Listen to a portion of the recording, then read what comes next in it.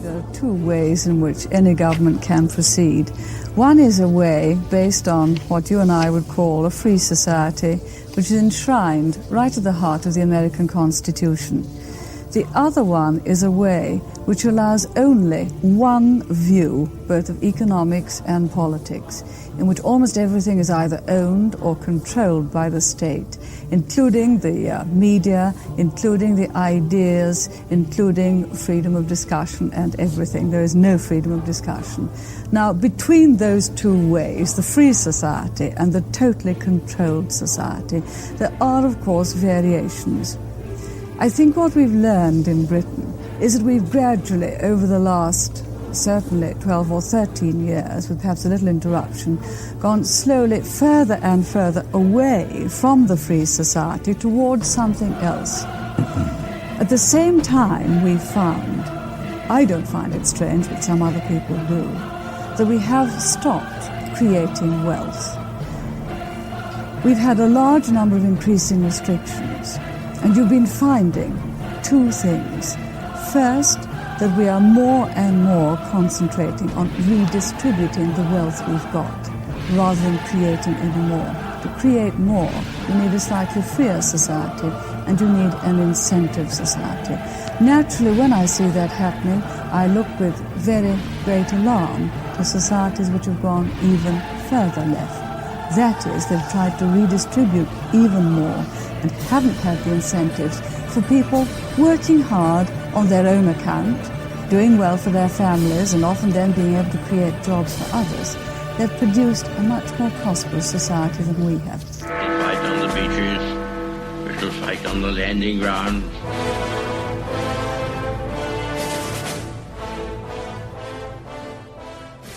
Thank you for joining us. You are listening to A Radio. And this is the Morning Moment. We're on weekdays, 11:45 Eastern. Follow us on Spreaker.com and click on the like button. This piece is a very Canadian one. I will put links to it on my website, aradio.wordpress.com.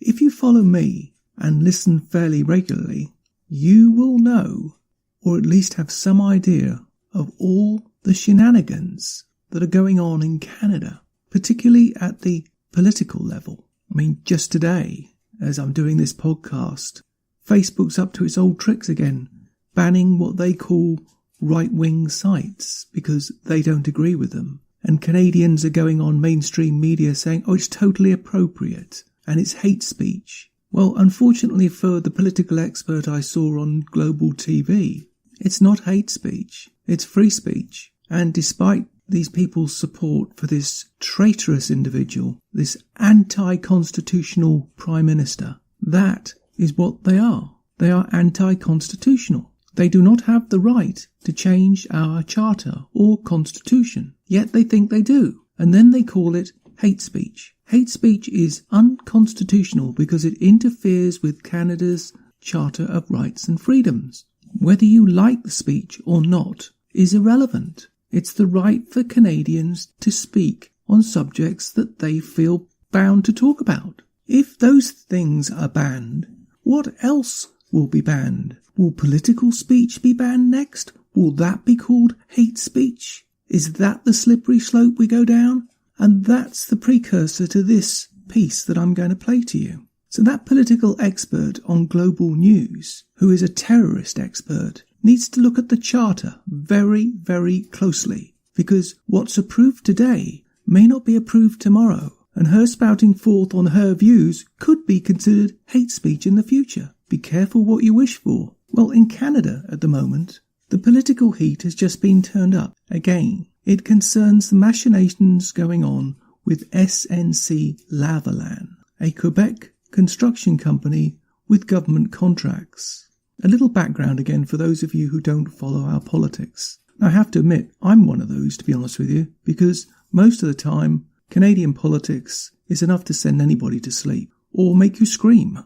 It's one or the other. There's no halfway house. The government in power in Canada is Liberal, or as I like to call them, Liberal Communist. One of their main constituencies is, of course, you guessed it, Quebec, which holds the second largest number of seats, the first being Ontario. So all the Liberals really need to do to win any election is to win a large number of seats in Ontario and the majority of them in Quebec, and they've basically won power again. Now that's a bit simplistic, and I can hear my Canadian followers bristling right now. But in essence, that's true, and all we Canadians know that. Just an aside, isn't that what the Democrats want?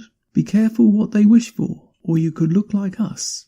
Anyway, back to the story. Various accusations have emerged about inappropriate goings-on in the federal government and trying to block various prosecutions that may or may not proceed depending on who you listen to. Several ministerial members have resigned, including the Attorney General, who made an unprecedented move of recording a conversation between her and I believe another key member of the government. I think it was the Privy Council, but I can't be sure. The conversation was, shall we say, uncomfortable. Here's just a bit of that from a Global News interview.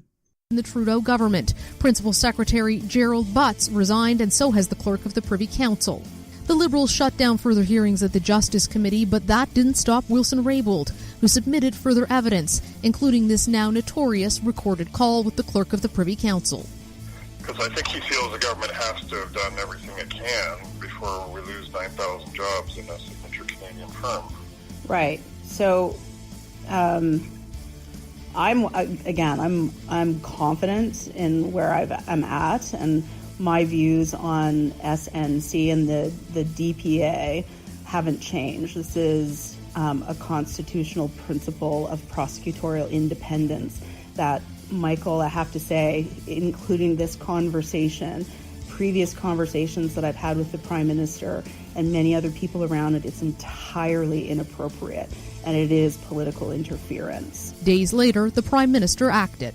Jody Wilson-Raybould and Jane Philpott are no longer members of the Liberal caucus. That gives a bit of background, and then we come to this weekend past. When this event happened, I'm going to play you two more clips. The first is from a sitting Conservative MP, Michelle Rempel. She's on the hustings in a place called St Catharines. Now, St Catharines, for you who don't know, is on the border nearly with Buffalo. It's opposite Buffalo, New York, as near as down it. I have to explain at this point that this government has shut down virtually every avenue of investigation in this, you'll like this expression, matter. And the only course of action left to the official opposition party and others is the court of public opinion. The second clip is from the leader of the opposition party in Canada, the head of the Conservatives, Andrew Scheer. This is an official press conference in response to Trudeau's action. The only thing I've edited out, as the majority of my audience don't speak it, is the French content, as is the case for the majority of the rest of the world. In Canada, however, it appears that we have to bow down to the Quebec language police, who demand equal time for less than 10% of Canada's population. And you can't really become a federal MP, according to them, if you don't speak French. But that's a subject for another day. And I'll leave it there, and we'll play the two clips that tell the tale. Something crazy just happened. I'm out today in St. Catharines with our awesome candidate, Christina Waller. We're out door knocking today, and our door knocking just got interrupted because we just found out something that is going to blow your mind.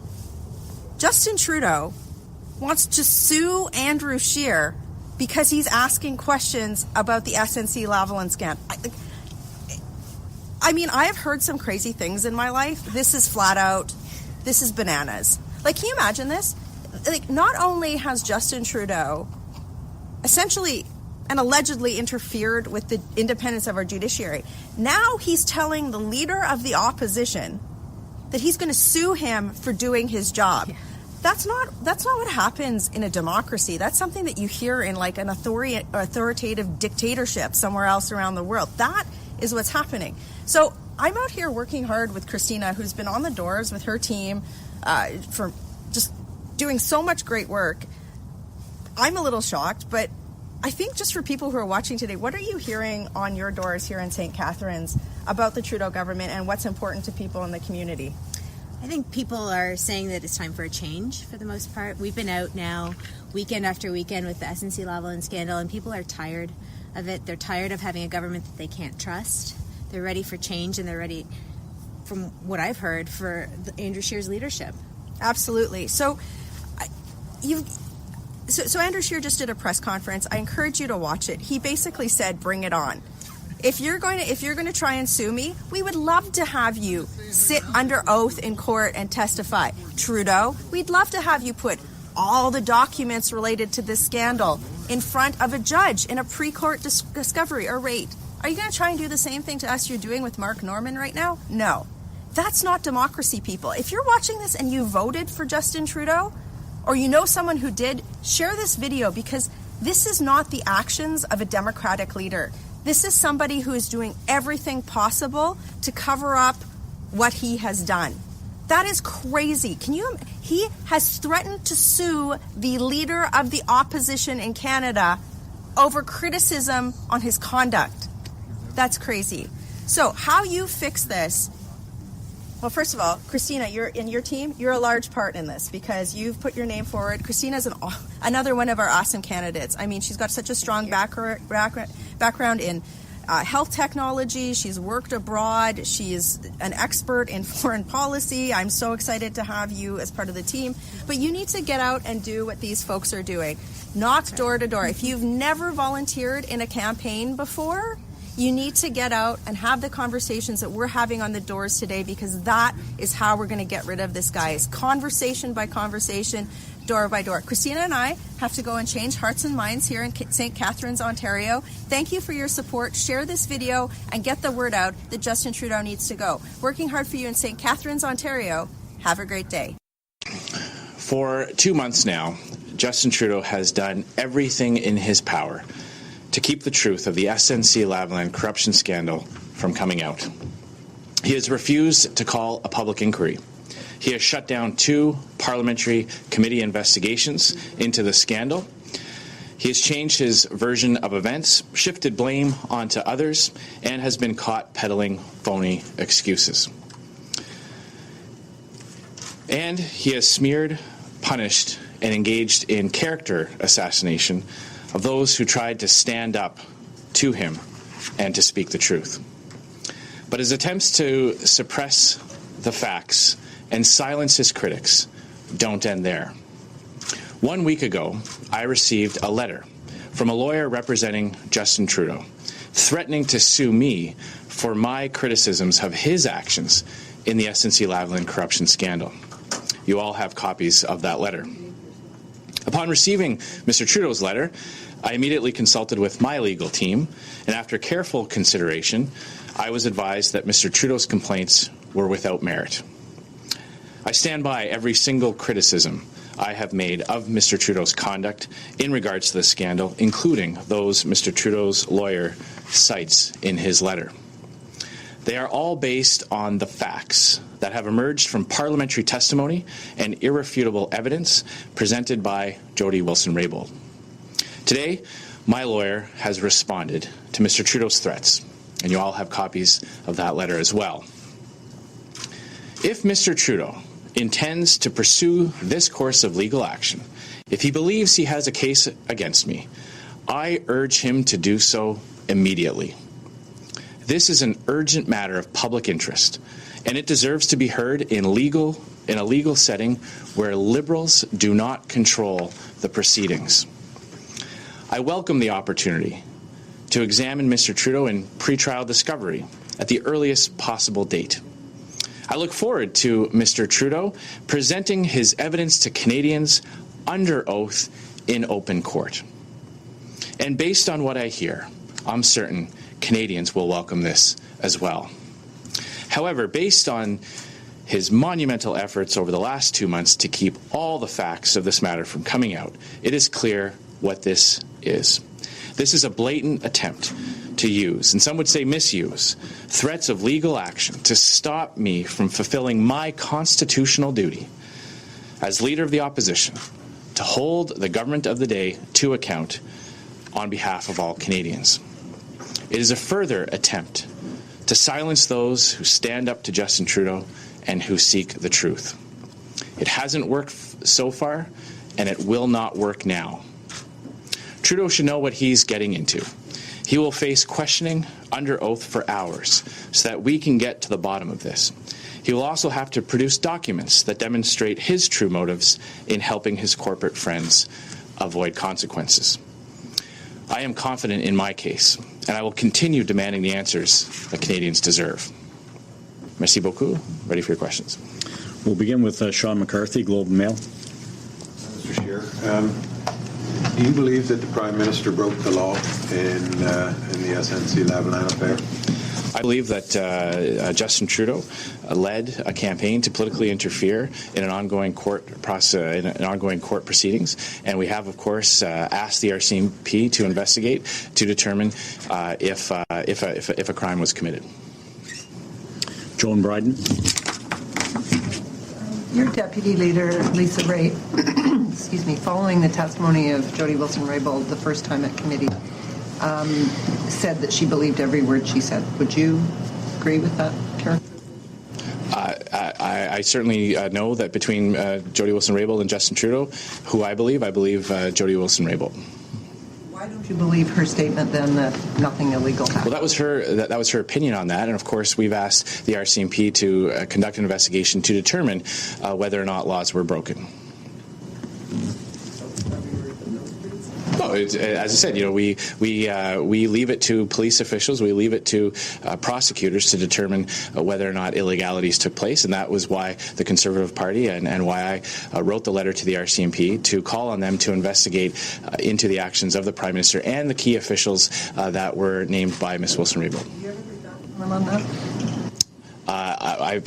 I received a letter acknowledging my request. Stephen Scheer with Reuters. Right here. I was wondering why you felt compelled to release the letter that was sent to you today, and I also have a follow-up. Well, because I believe this is an attempt to stifle criticism of Justin Trudeau. This is a bullying attempt to try to prevent me from doing my constitutional duty as leader of the opposition. And the reason why I feel strongly about making this public is, first of all, so that Canadians can see the type of tactics that Mr. Trudeau will engage in, but also to challenge him to follow through with it. So far, the Liberals have used their control of parliamentary committees to shut down investigations into this scandal. This now presents us with an opportunity, presents Canadians with an opportunity to have a legal proceeding that Liberals can't shut down, that they can't control, that they don't chair, that they can't outvote members of the opposition to shut down investigations, and it will be done under oath, where the officials, the people that were named by Jody Wilson-Raybould, including the Prime Minister himself, will have to testify under oath. That is something that we have been pushing for through other channels, and so now this provides us with an opportunity to get exactly that. I'm new to Canada. I've only been here a week, so I wanted to ask, usually there's protection essentially from libel lawsuits in Parliament. My question is, why is this allowed? Is it because it was done outside of Parliament? Yes, okay. That's right. Andy Bergeron, CTV. What do you think it says about the Prime Minister's strategy in dealing with the fallout of the SNC-Lavalin scandal that he is now issuing you a libel notice? Well, I think it speaks to a multifaceted campaign to silence those who speak out against him. We know that Ms. Wilson-Raybould and Dr. Philpott were kicked out of caucus for the sole crime of telling the truth. To the Liberals, that is unforgivable if it causes damage to their leader. Ms. Wilson-Raybould and Dr. Philpott put a higher value on the truth than protecting Justin Trudeau's reputation. This, to me, is just another example of Justin Trudeau trying to use the tools at his disposal to silence critics and to bully those who speak out against him. So we will not allow that to happen. We will defend ourselves, and I will defend myself vigorously on this. Are you aware of any other similar letter that has been sent to any members of your caucus or even NDP under the Prime Minister Trudeau's government? Not at this particular time, no. Olivia from CBC. Mr. Scheer, do you honestly believe everything that you've publicly stated about the Prime Minister would hold up in court? Absolutely. I believe that it's based on fair comment, based on evidence that is before the Canadian people, that is publicly before the Canadian people, that has been testified by people that had first-hand knowledge of this scandal. Can you share with us your next steps with your Commons strategy? With our Commons strategy? Well, in the House of Commons. So you'll know that on Tuesday, the Ethics Committee will meet, and it is our hope that the Liberal members of that committee who voted to shut down that investigation under the pretext that it was premature because Ms. Wilson-Raybould had not yet provided further documents to the Justice Committee, that they will be true to their word and allow the Ethics Committee to conduct its own investigation. That is the call to action that we are challenging those Liberal MPs to stay true to their word. We'll find out on Tuesday if they are going to be faithful to what they said, or if they too will bow to pressure from Justin Trudeau and his office. No further questions. Okay. Thank you very much, everyone. Thank you. Well, you now know the Canadian dirty little secret. That's if you didn't know it before. And the depths to which this Prime Minister will stoop to silence even the official opposition of Canada from speaking. I warned people for as long as I can remember about this guy, but crickets, absolute crickets, including Michelle Rempel. I told Michelle Rempel 2 years ago about this guy. Blank. Nothing. But if you needed any evidence, you'll find it in spades here. Quite frankly, I hope and pray Canadians are waking up from their ice hockey stupor, finally realising that their freedom and democracy is on the line. If this action and these actions are allowed to stand, it is not the slippery slope, it's the precipice. This could be the last really free election in Canada without the federal Liberal Communists putting their thumbs on the scale by loading the electoral base. Much like, I don't know, the Democrats have done in New York, Florida, Texas, California. It goes on, doesn't it? By all those legal immigrants. Isn't that right? And that's my comment. All the links will be on my site. Find us on Spreaker.com/aradio. You can find more at aradio.wordpress.com, where you can find links to us on Twitter, Facebook, Instagram, iTunes, iHeartRadio, Gab and email. We're also on Spotify. Just go to the podcast section and type Canadian Politics with a twist and you'll find us. We are continuing to reach out to you, so please pass on these links. Please click on the follow button on Spreaker.com. You can listen to all our morning moments at Spreaker.com under A Radio. That's EHRADIO, A Radio, and click on the like button. And you can hear a review of our morning moments on WHBJ-DB, News, Talk, Radio on Spreaker.com. Join us and many others. And you can find all our podcasts and morning moments at aradio.wordpress.com. Click on the Morning Moments tab.